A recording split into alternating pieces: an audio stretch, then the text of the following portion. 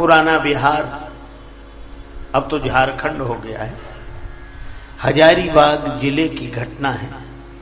वहां ईश्वरी नाम का एक गांव, उस गांव में एक बालक का जन्म हुआ। परिवार वाले श्रद्धालु भक्त, परिवार वालों ने बालक का नाम रखा राम टहल पांडे, श्री राम टहल पांडे। जन्मोत्सव मनाया गया, लेकिन काल की गति समझ में नहीं आती। पल से पल में क्या हो जाए पता नहीं तकदीर का, गति ब्रह्मा की टरे नटारे अजब खेल रघुवीर का। गति ब्रह्मा की टरे अजब खेल रघुवीर का। बालक बड़ा हुआ, पर कुछ ही दिन बाद उसके माता पिता का देहांत हो गया। नन्हे से बालक का पालन पोषण इनके बड़े भाई और भाभी ने किया।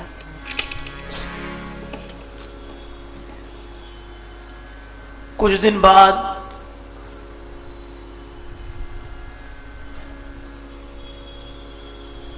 इनके बड़े भाई का भी किसी कारण अचानक देहांत हो गया।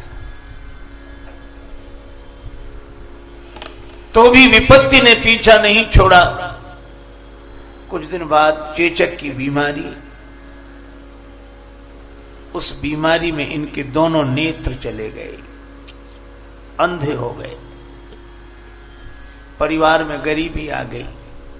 एक विधवा भाभी और अंधे राम टहल पांडे। सभी होते हैं रिश्तेदार, जबकि जर पास होता है और बिगड़ जाता गरीबी में जो रिश्ता खास होता है।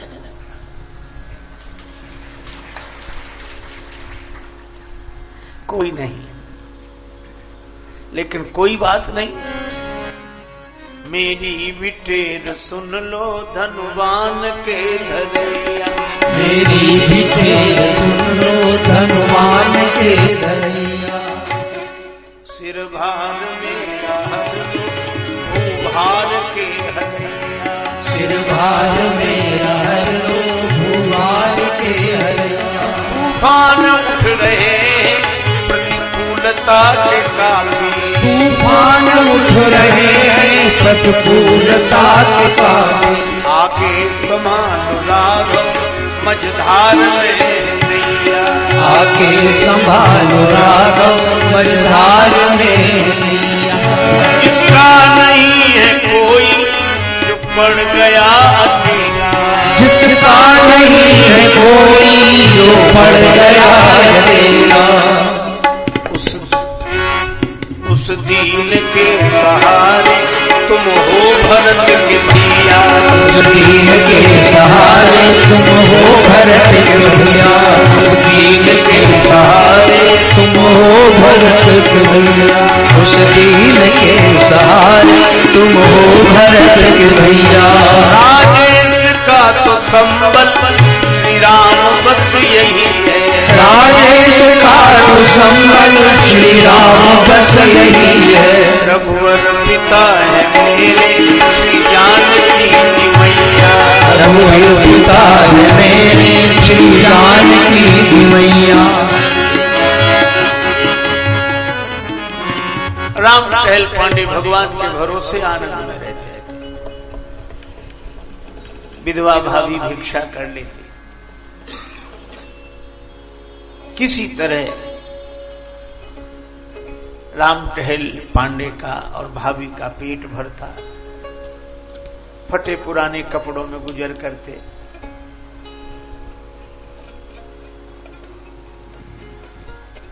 नाम बदल गया, अब कोई राम टहल पांडे नहीं कहता, पांडे नाम हट गया, राम नाम भी हट गया, टहलुआ कहने लगे। गरीबी के नाम अलग होते हैं, अमीरी के नाम अलग होते हैं।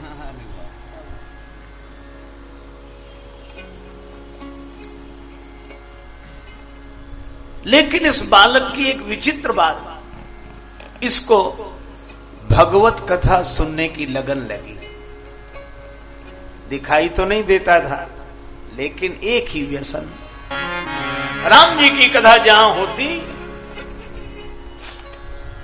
जरूर जाते सुनने, श्रीमद् भागवत की कथा होती सुनने जाते।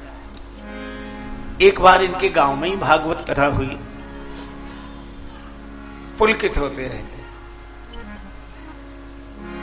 रोमांचित होते, अश्रु आते, हृदय भाव से भर जाता।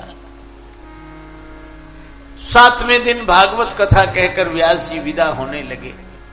राम टहल पांडे किसी से पता पूछकर दीवाल पकड़कर सहारा लेते हुए व्यास जी के पास पहुंच गए और व्यास जी के चरणों में सिर रखकर बोले, बाबा मुझे दिखाई नहीं देता, लेकिन आप हाथ पकड़ा दिया कर, मैं सेवा कर दिया करूंगा, आपके शरीर में तेल लगा दिया करूंगा, आप दे दिया करो, हम कपड़े धो दिया करें, पर मेरी एक ही लालसा है कि आपके मुख से होने वाली कथा सुनता रहूं, भगवान की कथा सुनता रहूं।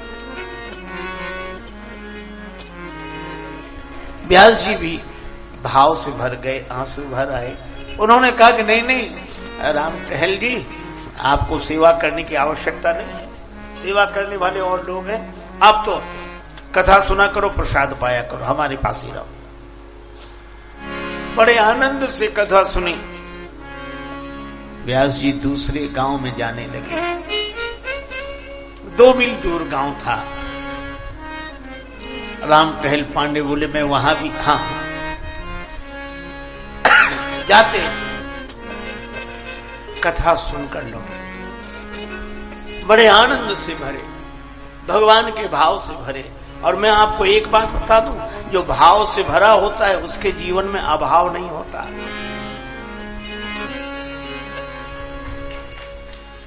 राम टहल पांडे के जीवन में अभाव ही अभाव, लेकिन वे भगवान के भाव में डूब कर रहते।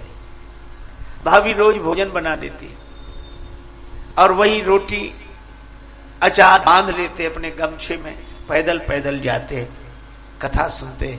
दोपहर को जब श्रीमद् भागवत कथा का विराम होता, वहीं रोटी पा लेते, फिर कथा सुनते, शाम को लौटते। ऐसे जैसे कितना बड़ा धन मिल गया हो। पायो जी मैंने राम रतन धन पाए, खर्चे न कूटे कोई चोर न लूटे, दिन दिन बढ़त सबा। बड़े आनंद में। एक दिन बरसात होने लगी, बादल गरजने लगे, बरसात होने लगी, बिजली चमके। भाभी ने सोचा आज देवर कथा में नहीं जाएंगे। देवर स्नान करने गए थे, लौटे, भाभी ला मेरा भोजन दे दे, मैं भागवत कथा सुनने जाऊंगा। भाभी ने कहा कि आज मैंने भोजन वहां जाने के लिए नहीं बनाया, ऐसे में मैं तुम्हें नहीं जाने दूंगी, ये बुरा दिन है, भयंकर बरसात हो रही है, बिजली चमक रही है और तुम्हें दिखाई नहीं देता, कहीं फिसल जाओगे, गिर जाओगे, नहीं जाओ। राम टहल पांडे दुखी हो गए और उन्होंने कहा कि भाभी माता क्या बात कर रही हो, 100 दिन दुर्दिन नहीं मेघ नभ में गहरावे, 100 दिन दुर्दिन नहीं मेघ नभ में गहरावे, और अदिन न इंद्र उपल बरसा कर वज्र गिरावे। वो भी बुरा दिन नहीं है कि इंद्र बरसात का वज्रापात कर दे। 100 दिन दुर्दिन नहीं मेघ नभ में गहरावे, अदिन न इंद्र उपल बरसा कर वज्र गिरावे, और 100 दिन दुर्दिन नहीं उदर को अन्न न पावे, और प्रेमी संबंधी जीवन में विरत जावे, और दुर्दिन नहीं विनीत कोई जेती विपति बखानिए, पर श्रवणन परे न हरि कथा 100 दिन दुर्दिन जानिए। बस राम टहल पांडे ने लकड़ी उठाई, बिना भोजन के ही उसी आवेश में चल दिए। ऊपर से बादल तर तर तर तर तर, बरसात हो रही है, बिजली चमक रही है, लेकिन बिना किसी की परवाह किए सीताराम राधे श्याम कहते बढ़ जा रहे हैं। ईश्वरी गांव से चले, दूसरा गांव कुछ दूरी पर था, पर आज देर हो गई थी, जल्दी जल्दी जल्दी जा रही वर्षा, मार्ग में बाधक थी, फिर भी बढ़ते जाते। तो गांव आने के लगभग 1 फरलांग पहले ही उन्हें लगा कि गांव आ गया है। सड़क से नीचे उतर गए और थोड़ा आगे बढ़े, वो जंगल, अब रास्ता न सूझे इधर उधर, तो थोड़ा आगे बढ़े। संयोग की बात, उस जंगल में एक कुआं, और कुएं का घाट तो बना नहीं था, चबूतरा बना नहीं था, समतल भूमि पर था। आगे बढ़ते गए, उस कुएं में गिर गए। अंधा कुआं, पानी नहीं, बड़ी गहराई में गिरे। अब क्या करें? ऊपर से बिजली चमक रही, बादल गरज रहे, वर्षा हो रही, और ये इस कुएं में गिर गए। यहां कौन सुनेगा? जंगल में हैं हम। पहली बार राम टहल पांडे ने भगवान से प्रार्थना की कि प्रभु, मैंने आज तक आपसे कोई शिकायत नहीं की। मातु पिता बर बंधु लियो, मातु पिता बर बंधु लियो, दुख घोर दियो सबही सुख छीनो। मेरे माता पिता बिछुड़ गए, मैंने शिकायत नहीं की। मेरा बड़ा भाई बिछुड़ गया, मैंने शिकायत नहीं की। इतने दुख मिले, मैंने शिकायत नहीं की। और ताऊ पे तोष न देव तुम्हें, जग में अंधरो अखियां न सौकीन हो। मुझे अंधा बना दिया, तो भी मैंने शिकायत नहीं की, और आज भी शिकायत नहीं करूंगा। जामे चले सुख भोग सवे, बर कूप में डार भले ही मुहि दीन हो। सारे सुख भोग चले जाएं, भले ही आपने कुएं में गिरा दिया हो, पर दुख विनीत यही दृगहीन सो। दुख दुख विनीत यही दृगहीन सो, छीन कथा को वृथा दिन लीन हो। कथा का दिन भी छुड़ा लिया। मैं आपके गुण सुनना चाहता हूं कथा से। खुदा मंजूर करता है सदा जब दिल से होती है। खुदा मंजूर करता है सदा जब दिल से होती है, मगर मुश्किल तो यह है, बात ये मुश्किल से होती है। पुकारा भगवान को, भगवान प्रकट हो गए और कुएं के ऊपर खड़े। अरे राम टहल पांडे जी, यहां कैसे गिर गए? वहां कथा शुरू नहीं हुई। भैया कथा तो शुरू हो गई हुई, समय बहुत हो गया, अब मैं ही लेट हो गया। नहीं नहीं नहीं, अभी कथा शुरू नहीं हुई। व्यास जी का स्वास्थ्य खराब है, थोड़ी देर में ही होगी कथा शुरू। अरे भैया, तो हमें लगता है कि हमारे लिए कथा रुक गई। एक काम करो, हमें निकाल लो, गांव वालों को बुलाओ, रस्सी ले आओ, मैं तो कुएं में पड़ा हूं। भगवान बोले कुआं नहीं है, गड्ढा है। अरे भैया, गड्ढा नहीं, बहुत गहरा है। नहीं, गड्ढा है, तुम्हें दिखाई नहीं देता इसलिए कुआं लग रहा होगा। मैं ही तुम्हें हाथ पकड़ के निकाल लेता हूं। लो पकड़ो मेरा हाथ। भगवान ने हाथ का।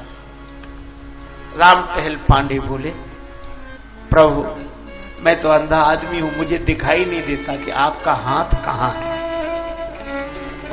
लेकिन आपको तो दिखाई देता है कि मेरा हाथ कहां है, इसलिए आप ही मेरा हाथ पकड़ लो। भगवान ने राम टहल पांडे का हाथ पकड़ा, बाहर निकाल दिया। अरे भक्त या कूपित निवल न मोह विचार, केते जन्म भवकूप से मैंने लिए उबार। भवकूप से पार करने वाला जब उबारे तो कुआ क्या है। भगवान हाथ पकड़े थे, बाहर निकले, हाथ छुड़ाने से राम टहल पांडे दूसरा हाथ भी पकड़ लिया। अब तो मुझे लगता है कि आप भगवान हो, भगवान हो। नहीं नहीं नहीं, भगवान नहीं, मैं तो श्रोताओं को बुलाने जा रहा हूं।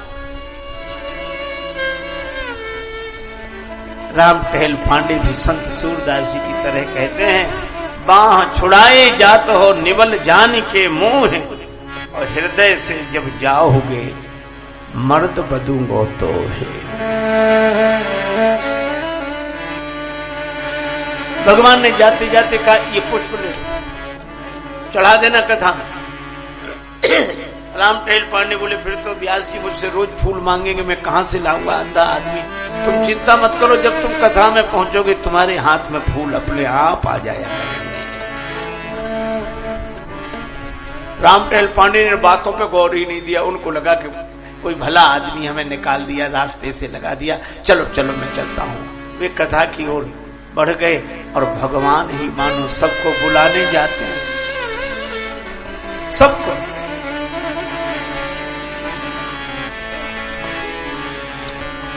भगवान सबको बुलाने चले गए, श्रोता आने लगे। राम टहल पांडे धीरे धीरे जा रहे थे, तब तक क्या हुआ, व्यास जी अस्वस्थ धीरे धीरे उठे, मंच पर आकर बैठे। तब तक देखा राम टहल पांडे की भाभी आ गई, भोजन लेकर आई थी।